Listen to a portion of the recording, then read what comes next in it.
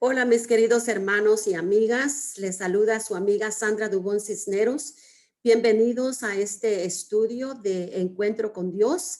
Así le hemos llamado a este canal que usted está visitando para tomar los estudios que se comparten. Algunas veces va a encontrar devocionales, algunas predicaciones y luego estudios bíblicos como los que estamos presentando acá en este momento, el cual vamos a entrar a la epístola de los Efesios, que es lo que estamos ahora al momento dando inicio. Y me gozo que tenemos la oportunidad de tener a varias personas que se han registrado para tomar este estudio, que estoy segura que proveerá consejos prácticos para la vida diaria, pero también proveerá enriquecimiento bíblico. Así es que me gozo en tenerle que sea parte de este estudio. Ahí tiene mis datos, mi nombre y también mi correo electrónico en caso que usted necesite ponerse en contacto conmigo para ayudarle en cualquier manera. Como estamos diciendo, estamos dando estudios sobre la epístola de Efesios y cada vez que nosotros damos inicio a un estudio nuevo, descubrimos un baúl lleno de tesoros. Por ejemplo, cuando el hombre va a su baúl donde tiene todas sus herramientas, se da cuenta que tiene cantidad de material allí que puede usar para ciertas necesidades de cierto trabajo que está haciendo. En el caso de las mujeres, cuando abrimos un baúl de tesoro, pues encontramos que hay algún anillo, hay unos aretes, hay alguna prenda que se necesite para nuestra necesidad del momento que nos preparamos, ¿verdad? Para salir de casa. De cualquier manera, la palabra de Dios es un baúl lleno de tesoro en el cual nosotros podemos ir y encontrar cantidad de enseñanza que el Señor nos dejó para que nosotros la aprendamos, la atesoremos en nuestra vida y que vivamos de acuerdo a ese tesoro que Él nos ha dejado. Ya hemos estudiado la primera epístola de Pedro, también estudiamos Mujeres alcanzando a mujeres, que tiene una connotación evangelística, y luego ahora estamos dando inicios a la epístola de Efesios, ¿verdad? La epístola a los Efesios. Las cartas que Pablo escribió fueron cartas especiales. Y digo que son especiales porque obviamente no estamos hablando de cualquier persona, ¿verdad? Estamos hablando de Efesios, escrita por el apóstol Pablo. Aunque esto no quiere decir que ninguno de los otros estudios de la palabra de Dios no sean especiales. Cada uno tiene su mensaje en particular, su propósito para lo cual fue escrito. Y toda la palabra de Dios es inspirada, ¿verdad?, por el Espíritu Santo mediante aquellas personas que Él usó como vehículo para comunicar las verdades de Dios. Así es que, pero la epístola de Pablo, de Efesios, es una epístola muy especial porque Pablo fue un hombre especial, ¿verdad? La forma como él escribió, los mensajes que comunicó, el celo con el que él escribió, las convicciones que transmitió, todo inspirado por el Espíritu Santo. Eso hace que muchos de sus escritos sean tan especiales. Así es que fueron cartas que podemos decir que Pablo fue un hombre especial por la forma en que fue usado por Dios para transmitir sus verdades ahora que nosotros gozamos de ellas. Y cuando hablamos de Pablo, es emocionante estudiar los escritos de él, porque en todo lo que sabemos de Pablo, vemos a un Pablo comprometido con un celo especial y de acuerdo a ese celo y convicciones, él actuaba. Y no sea, ¿verdad? Sea que fueran sus convicciones o ese celo equivocado o no, él se movía con convicción y no a medias. Como por ejemplo, cuando era Saulo de Tarso, basado a sus convicciones, él se movió y actuó. Pero una vez que Dios lo alcanzó, de igual manera, él actuó basado a sus convicciones erradicadas, completamente cambiadas, transformadas, y dio lo mejor que él dio para la causa del evangelio. Sabemos que Pablo es uno de los que escribe más grande de número de estudios de libros del Nuevo Testamento. Así es que fue un hombre celoso, comprometido, y él escribió con toda su convicción de corazón de las cosas que Dios le había revelado y cómo Dios había transformado su vida. Ahora, ¿quién es Pablo, verdad? ¿Quién es Pablo? Cuando vamos nosotros al libro de Hechos, el capítulo 9, ahí encontramos su narrativa. Nos dice que nació en Tarso, era del linaje de Benjamín y de descendencia hebrea. Ese detalle de descendencia hebrea lo puede encontrar en Filipenses capítulo 3, versículos 5 y 6. Nos dice también que fue educado por un rabino llamado Gamaliel, quien fue uno de los más destacados educadores de su época. Así es que Pablo tuvo una educación bastante buena, ¿verdad? Es maravillosa.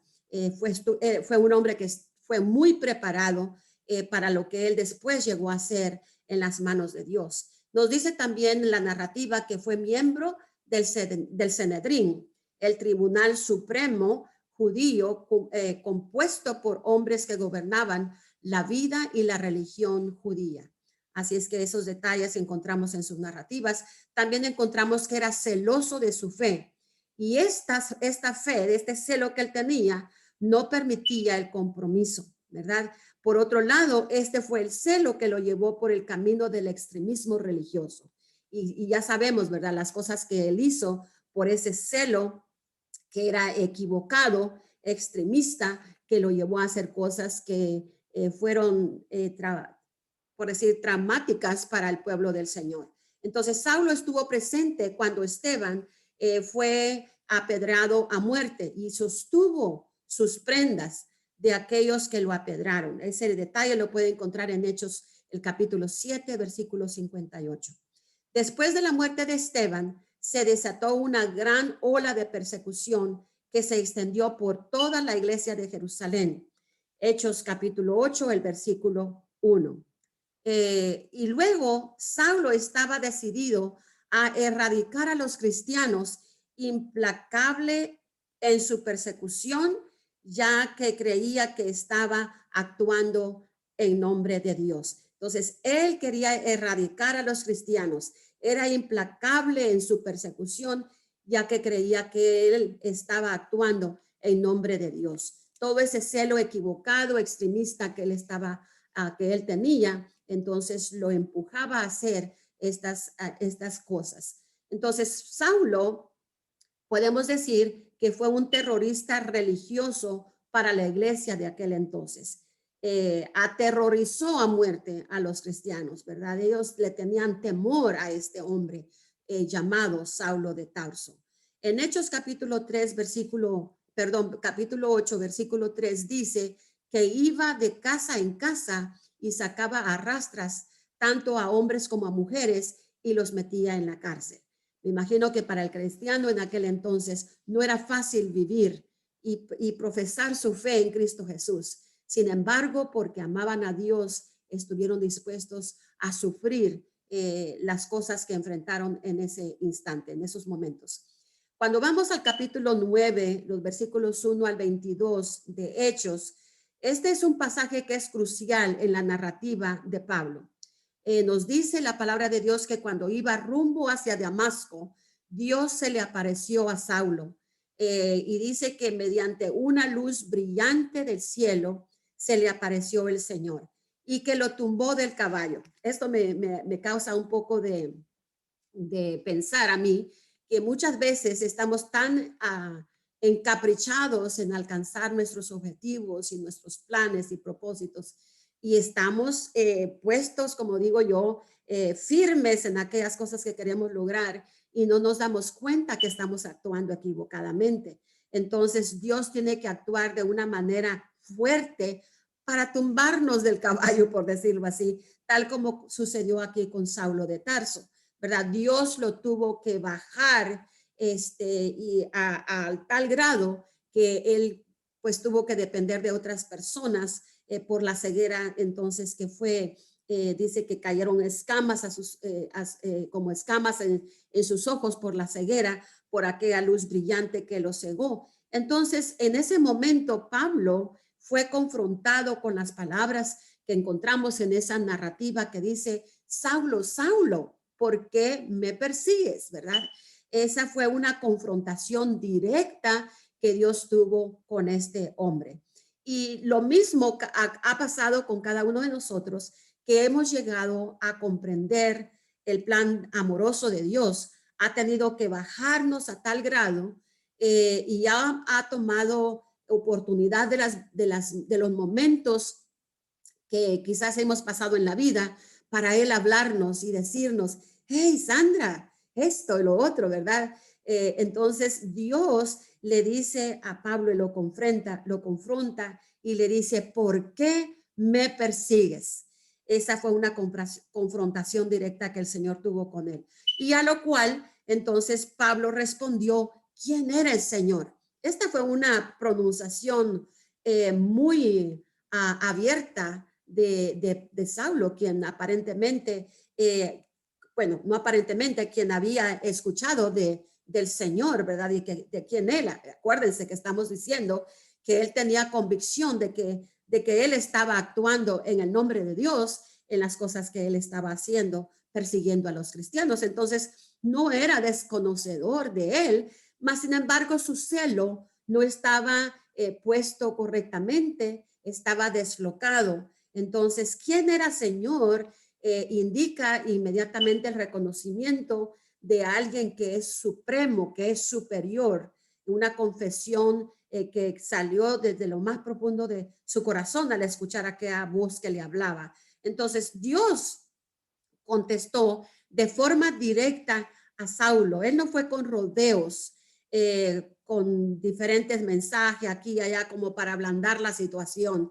Él le dice, yo soy Jesús a quien tú persigues. Ahí en los versículos 4 y versículo 5 de Hechos capítulo 9. Yo soy Jesús a quien tú persigues. Si tú crees que tú le estás haciendo daño a estas personas, no es a ellas que les estás haciendo daño, me estás haciendo daño a mí, a mi causa, a la causa por la cual yo vine a este mundo para salvar a los que están perdidos. Y tú estás haciendo contra mí las cosas que estás haciendo.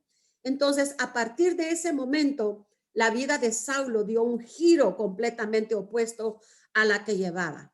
Vemos que perdió su vista, ¿verdad? Dependió de sus compañeros para que lo guiaran y lo ayudaran para ir a donde él tenía que ir, porque Dios le dio instrucciones que debía de hacer en ese momento. Hasta eso es algo maravilloso, como el Señor no solamente nos encuentra y nos habla, pero también nos da instrucción de cuáles son las cosas o los pasos que necesitamos tomar para saber hacia dónde dirigirnos. Entonces, esto fue lo que hizo Jesús con Saulo en ese momento. Le dio instrucción y le dijo que fuera a este lugar, a esta casa.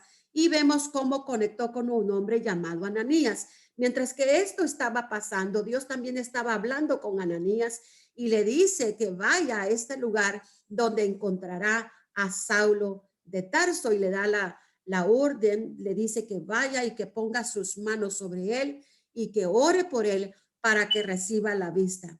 Después de una palabra o pregunta que Saulo, un comentario que hizo, el Señor le contesta que Ananías hace, el Señor le responde a Ananías y le dice, ve porque este hombre será instrumento grande en mis manos para llevar mi nombre a los gentiles, a los reyes, a los hijos de Israel.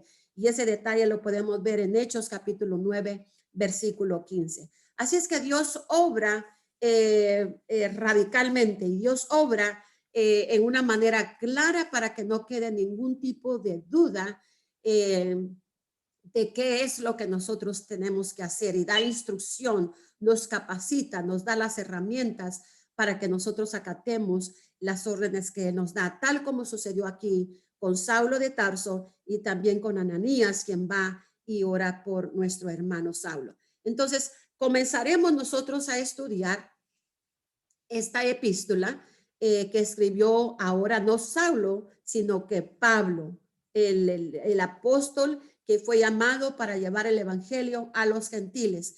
Vamos a estar estudiando el contexto de la epístola, de dónde se escribió esta epístola, por qué se escribió y a quién iba la carta dirigida. Saber esto es importante porque ello nos pone a nosotros en el centro de cómo, cuándo, por qué y a quiénes fue dirigida esta carta. Saber estas cosas es importante para conectar un poco más a fondo con lo que Pablo decía en sus epístolas. A veces uno puede leer un detalle acá y otro por acá de lo que él escribió y a veces no tenemos una clara comprensión de por qué decía estas cosas. Entonces, tener este contexto nos va a ayudar para que nosotros comprendamos de esas cosas que Pablo escribía. Entonces, este es un libro, esta es una epístola donde hay mucha doctrina. Sabemos que la doctrina es la base de lo que creemos, es la línea que establece la base de nuestra fe, de nuestras convicciones, de lo que creemos. Y también vamos a encontrar que habla acerca de los dones, de la armadura del cristiano. Eso ya lo vamos a estar viendo a finales en el capítulo 6 de Efesios. Así es que estaremos pasando por un material bíblico que no solo proveerá conocimiento, pero también traerá transformación al ser interior, porque eso es lo que hace la palabra de Dios cuando nosotros la estudiamos, ¿verdad? Entonces, la carta a los Efesios es una de las 4 cartas que Pablo escribió cuando estaba en la prisión, ¿verdad? Desde la primera de la primera detención que él tuvo. Y digo la primera porque hubo más que una, ¿verdad? Entonces, desde allí, él escribió estas cartas que tenemos aquí en nuestra pantalla. Estábamos hablando que esta fue como en la era del año 60 al 63 antes de Cristo. Podemos decir que unos 30 años después que Jesús fue crucificado y resucitado.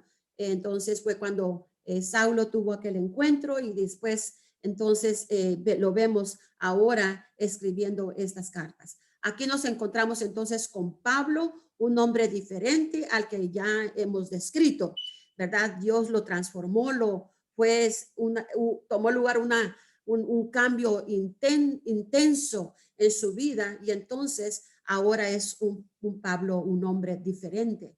Y Pablo está en la prisión, en un arresto domiciliario. ¿Qué es lo que es arresto domiciliario? Podemos decir que un arresto domiciliario es, por ejemplo, la persona es vigilada las 24 horas al día por un soldado. La persona podía recibir visitas, más no podía salir de la prisión. La cárcel romana no era para corrección y luego dejar salir a la persona y integrarse a la sociedad. No, ellos permanecían presos hasta que se murieran o los mataban. Y en esa casa donde estuvo Pablo preso, por ahí como 2, 3 años, fue donde se escribió, ¿verdad? Se escribieron estas epístolas. Y en la Biblia tenemos a 3, ¿verdad? Estos nombres, estas epístolas que tenemos aquí, que fueron escritas desde la prisión, ¿verdad? Tenemos a Filipenses, a Colosenses, obviamente Efesios, que es el estudio que estamos haciendo, y luego Filemón, que fue una carta personal que Pablo escribió o dirigió a Filemón. Entonces, estas fueron escritas desde la prisión. Vea lo que dice ahí en Hechos 28, el versículo 16, lo vamos a leer ahorita. Cuando hablamos nosotros de la prisión domiciliaria, estamos hablando que Pablo estaba en prisión, pero no solamente estaba en prisión, él no estaba detenido, no es que no podía hacer nada, ¿verdad? Allí él tuvo la oportunidad en ese arresto domiciliario, tuvo la oportunidad de recibir a sus amigos, ¿verdad? Ahí él escribió en las epístolas, también sabemos que recibió a amigos que le visitaron, quizás algunos misioneros. Así es que él tenía la oportunidad de recibir a personas. Él pagaba su renta, ¿verdad? De lo que era, y tuvo el privilegio de tener un arresto domiciliario. Entonces, estando ahí en ese arresto, compartía con sus amigos, los exhortaba en unas ocasiones y también oraba con ellos. Ahora, veamos lo que dice 28 y 16 de Hechos.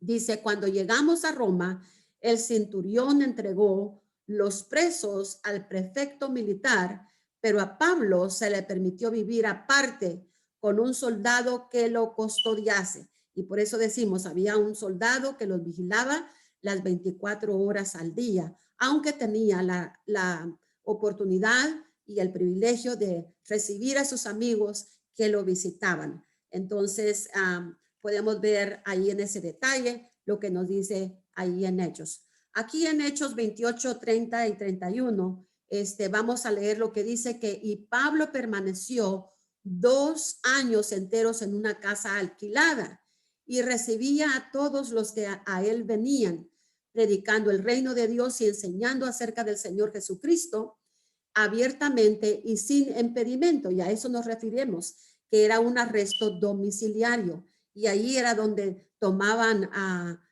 oportunidad de predicar, de enseñar, de recibir a sus amigos, de consolarlos por las cosas que estaban enfrentando. También en otras ocasiones para exhortarlos. Entonces había mucha actividad en esa casa. Tal como tenemos aquí en Hechos 28, 30 y 31, nos dice que aquí en este pasaje nos podemos dar cuenta y ubicarnos, ¿verdad?, en el contexto de la epístola, desde donde Pablo estaba escribiendo. Pablo estaba en la cárcel, en un alojamiento privado, domiciliario, con un soldado romano que lo vigilaba las 24 horas al día. Personas iban y venían, iban y constantemente y lo podían visitar. Entonces Pablo escribió las cartas basada muchas veces a informes, ¿verdad? O a preguntas, inquietudes, situaciones que las personas que lo visitaban compartían con él. Y en el proceso basado a la revelación del Espíritu Santo, quien era el agente detrás de todo lo que Pablo escribía, entonces Pablo escribía cartas a las iglesias para contribuir en alguna situación que ellos estaban enfrentando.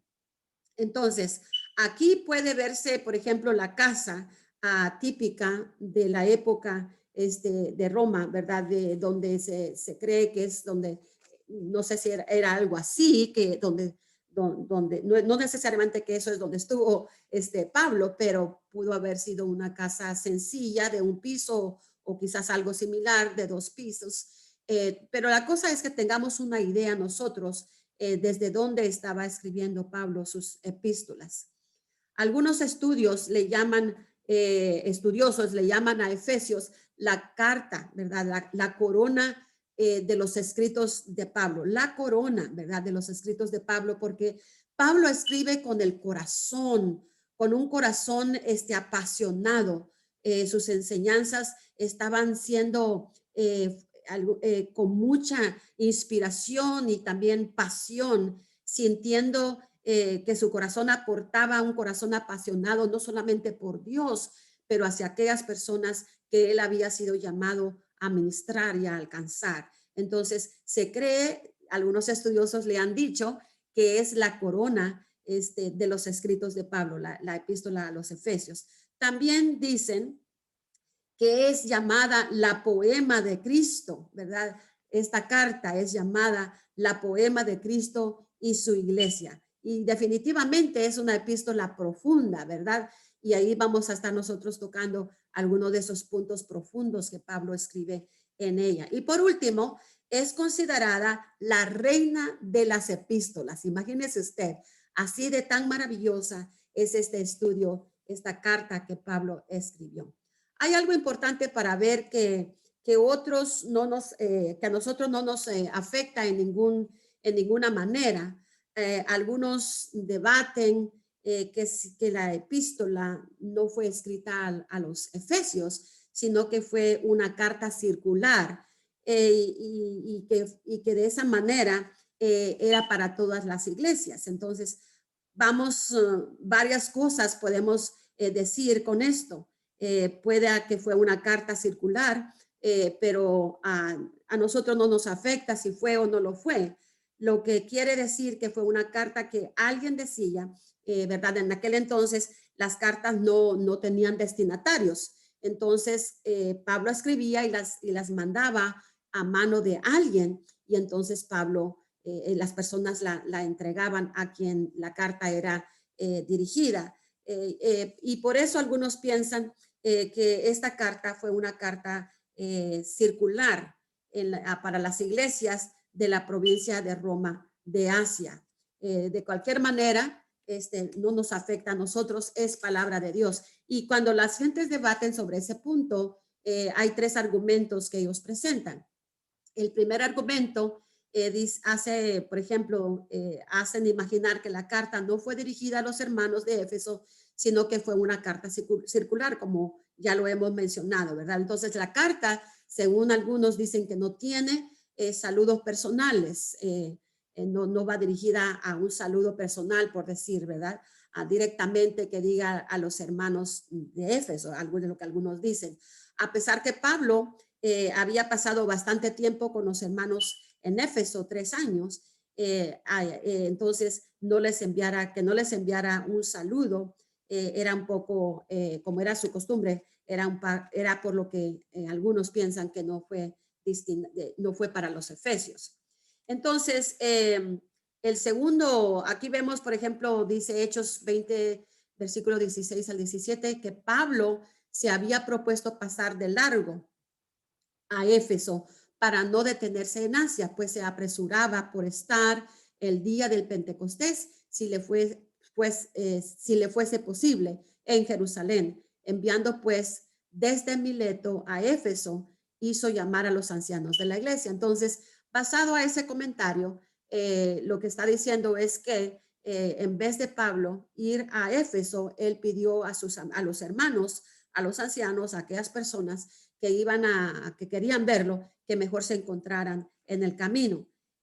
Aquí tenemos Hechos 20 y dice, y de vosotros mismos se levantarán hombres que hablen cosas perversas para arrastrar tras sí a los discípulos. Por tanto, velad acordándoos que por 3 años de noche y de día no he cesado de amonestar con lágrimas a cada uno.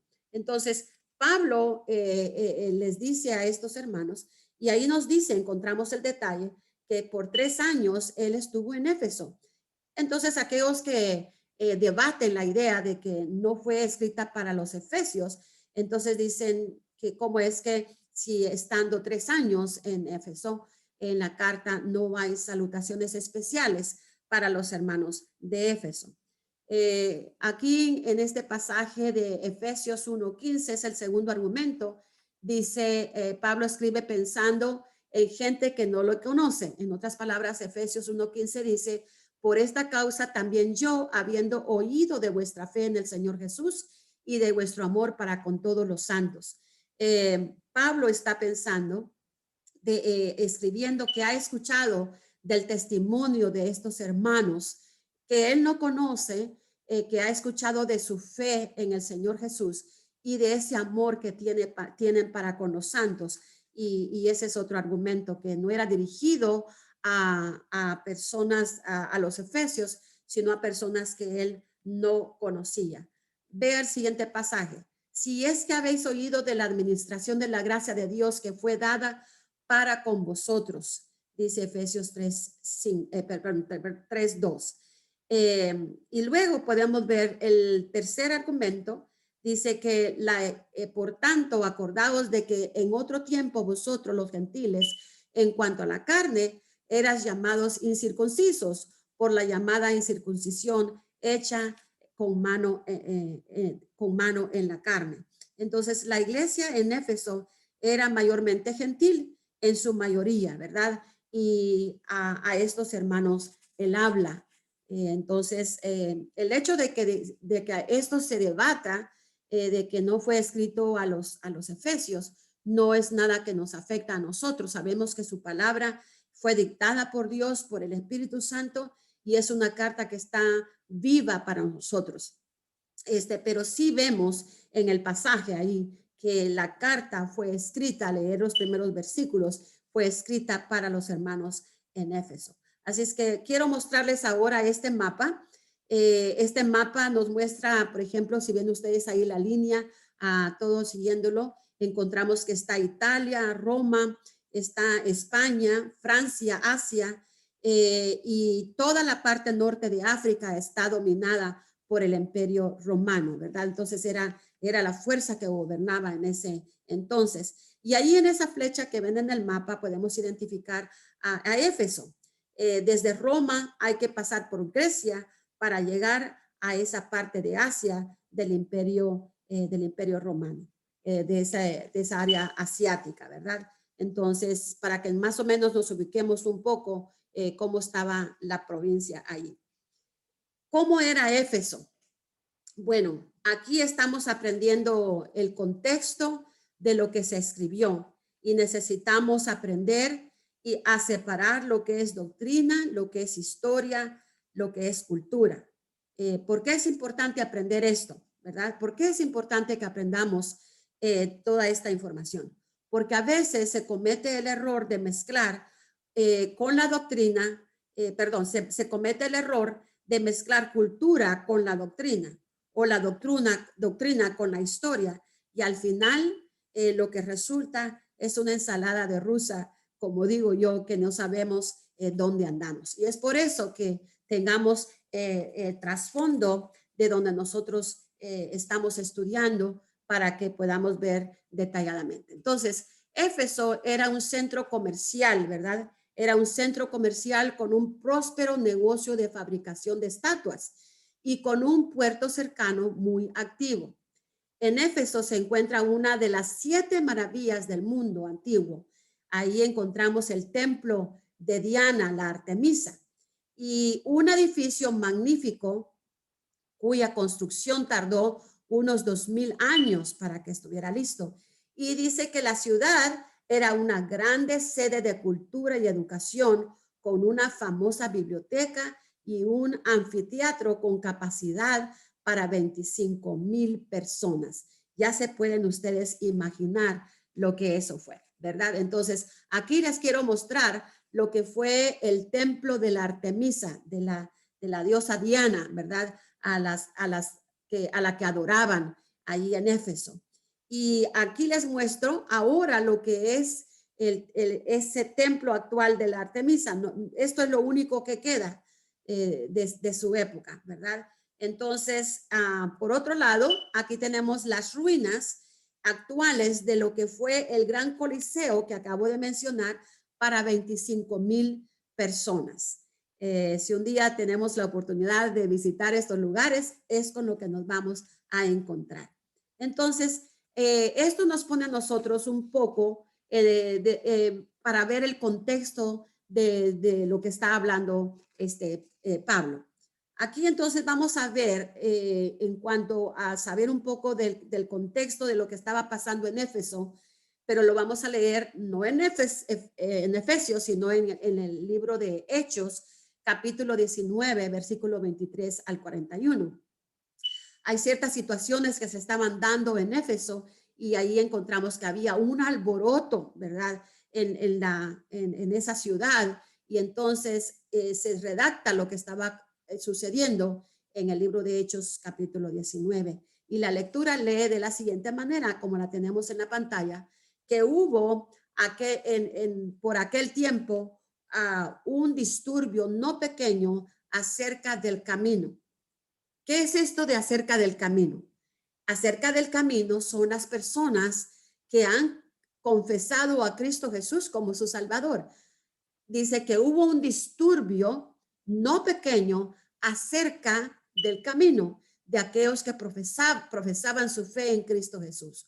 Porque un platero llamado Demetrio, fíjense lo que dice aquí en el contexto, había un platero llamado Demetrio que hacía de plata templecillos de Diana, daba no poca ganancia a los artífices. Entonces, este Demetrio tenía su negocio y ese negocio consistía de hacer estos templecitos de Diana. Ya vimos nosotros la figura, ¿verdad? De la foto de lo que fue el templo de Diana, de la diosa Diana, la Artemisa. Entonces, daba no poca ganancia a los artífices, a los cuales, reunidos con los obreros del mismo oficio, dijo: varones, sabéis que de este oficio obtenemos nuestra riqueza. Mire cómo comienza este Demetrio a decir, junta a los otros obreros que hacen el mismo trabajo que él y empieza a incitarlos en este alboroto que toma lugar aquí en Éfeso y les dice, sabéis que de este oficio tenemos nuestra riqueza, pero veis y oís que este Pablo, no solamente en Éfeso, sino en casi toda Asia, ha apartado a muchas gentes con persuasión, diciendo que no son dioses los que se hacen con las manos. Entonces aquí vemos el problema que había en la ciudad, que estaba causando una amenaza para las ganancias de este Demetrio y los que estaban en el mismo negocio. Y a causa, dice, de este hombre, este Pablo, porque él nos ha quitado gente, ¿verdad? En otras palabras, conforme la gente estaba llegando a la realización que se adora y se ama al Dios verdadero y no a diositos, ¿verdad? Hechos con las manos, estatuas como lo estaban haciendo en este caso. Luego dice, y no solamente hay peligro de que este nuestro negocio venga a desacreditarse. En otras palabras, que pierda su fama, su testimonio, porque nos está quitando la fama, ¿verdad? Nos está llevando a gente. Dice, sino también que el templo de la gran diosa sea estimado en nada y comience a ser destruida la majestad de aquella a quien venera toda Asia y el mundo entero. Vean las palabras que él escoge para incitar al pueblo, ¿verdad? De que eran adoradores de esta diosa Diana. Y dice, y no solamente nos está afectando, dice, el peligro es que nos está desacreditando y también está desacreditando el templo de la diosa Diana, esta mujer a quien, ¿verdad? Esta diosa a quienes nosotros adoramos. Entonces, dice la Biblia que cuando oyeron estas cosas, se llenaron de ira. Ve cuando la gente empieza a compartir un testimonio de esta categoría, incita las emociones. Y la gente, dice, se llenó de ira y gritaron diciendo, grande es Diana de los Efesios, grande es Diana de los Efesios. En otras palabras, no vamos a creer estas cosas que está haciendo Pablo contra nosotros y contra nuestras creencias, dice, porque grande es Diana de los Efesios. Y la ciudad se llenó de confusión. ¿Por qué se llenó de confusión? Por las cosas que estaban sucediendo. Y a una, dice, se lanzaron al teatro, arrebatando a Gallo y Aristarco, macedonios compañeros de Pablo. Entonces ahí estaban estos hermanos viendo lo que estaba pasando y dice, y queriendo Pablo salir al pueblo, los discípulos no le dejaron. En otras palabras, hey, aquí no puedes llegar, están hablando contra de ti, porque las enseñanzas que has traído está quitando negocio a estas personas. Ellos no realmente no estaban interesados tanto en las personas, sino que estaban interesados en que estaban preocupados que pues se les estaba acabando el dinero, ¿verdad? Ya no estaban haciendo dinero a causa de que las personas estaban siguiendo a un Dios verdadero y no a una estatua, ¿verdad? A esos templecitos. Entonces dice, también algunas de las autoridades de Asia, que eran sus amigos, le enviaron recado, ¿a quién? A Pablo, rogándole que no se presentase en el teatro. Entonces, por acá no vengas, Pablo, porque si vienes se te van a caer encima y entonces no te la vas a ver muy bien. Y entonces motivan y aconsejan a Pablo que no haga presencia en ese tumulto que está tomando lugar.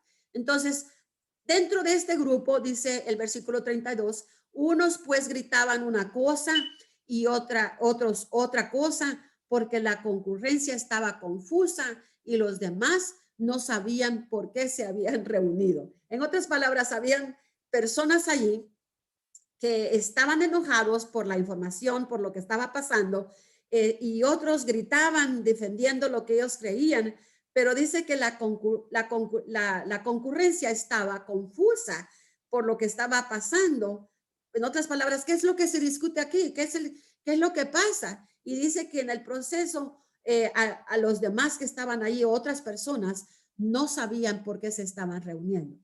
Esto me causa es un poco me causa un poco de pensar que cuando a veces se hacen tumultos de esta categoría y se hacen situaciones, habladurías, a veces reuniones donde se convocan personas, algunos van porque saben lo que está pasando, de algo que quieren tratar, otros van porque son jalados para estar ahí y otros no saben, solamente escucharon que algo está pasando, hicieron presencia. Y algo así parecido es lo que está aconteciendo en ese momento. Y dice, y sacaron de entre la multitud a Alejandro, empujándole los judíos.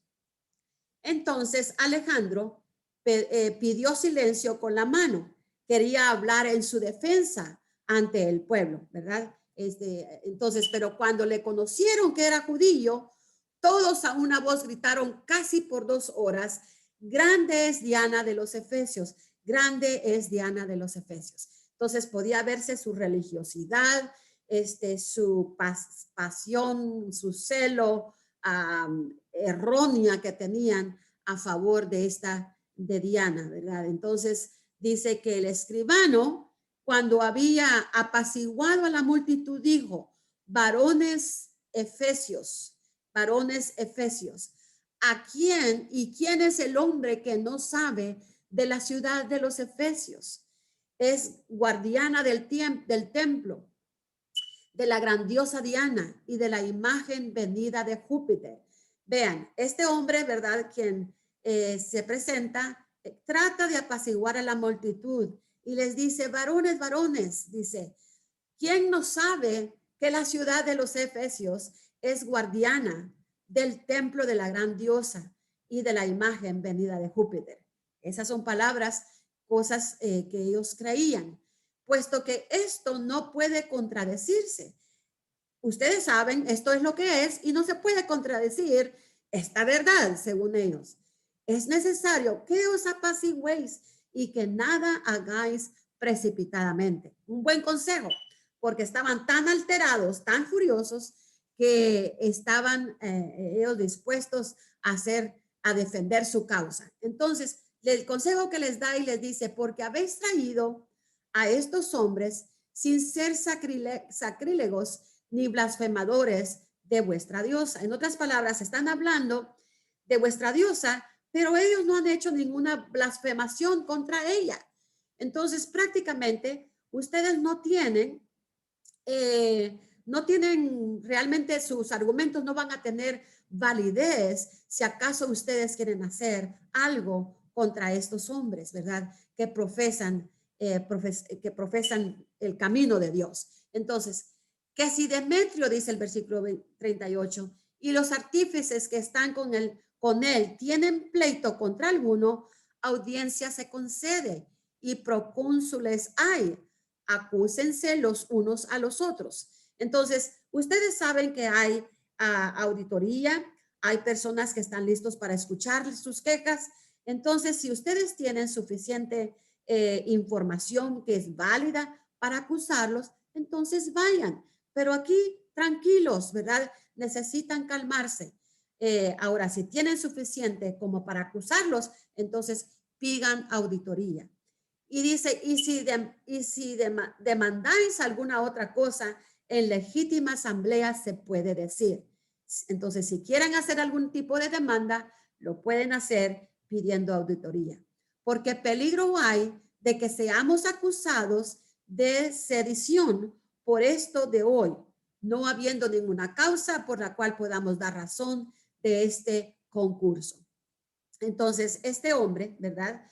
Llegó para calmar la situación, el alboroto que estaba tomando lugar. Entonces dice, y habiendo dicho esto, despidió a la asamblea.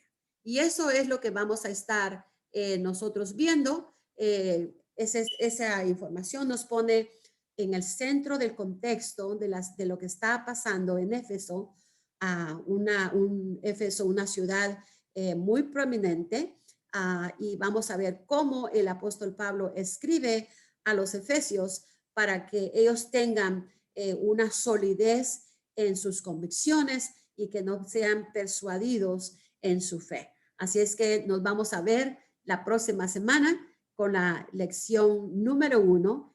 Simplemente fue una pequeña introducción para que sepamos por cómo vamos a estar nosotros caminando por este estudio. Dios me les bendiga a todos.